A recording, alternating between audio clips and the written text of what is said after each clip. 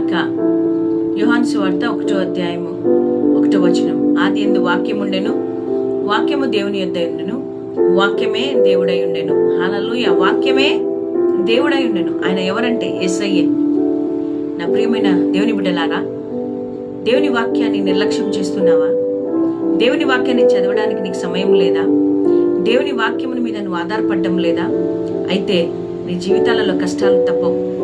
ఉదయకాలమున దేవుని వాక్యం సెలవిస్తుంది. కీర్తనల గ్రంథం 1వ అధ్యాయంలో, దివారాత్రములు దాన్ని ధ్యానించేవాడు ధన్యుడు. నీకు ధన్యత, నీకు క్షేమము, నీకు ఆరోగ్యము, నీకు బలము, సమస్తమును నీకు కావాలంటే వాక్యముని మీద ఆధారపడి బిడ్డగానే ఉండాలి.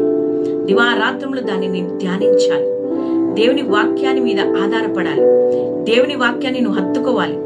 అప్పుడు ఆ యొక్క వాక్యము నీకు జయమునిస్తుంది. నీ జీవితంలో అనేకమైన మేలను చేస్తుంది. ఎవరైతే దేవుని యొక్క వాక్యం మీద నమ్ముకొని ఉంటారో, ఆశ కలిగి ఉంటారో, నమ్ముతారో, వారి జీవితాలలో అద్భుతాలను మనం చూడగలుగుతాం. ఎవరైతే దేవుని వాక్యాన్ని ధ్యానిస్తారో వారి కుటుంబాలు ఆస్వాదింపబడతాయి.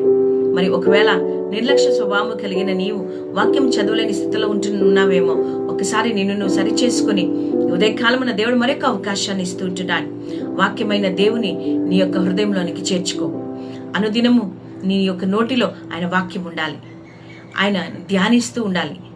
కాబట్టి యేసయ్యను ధ్యానించి నీ జీవితంలో మేలను పొందుకో. ఆమేన్, ఆమేన్, ఆమేన్.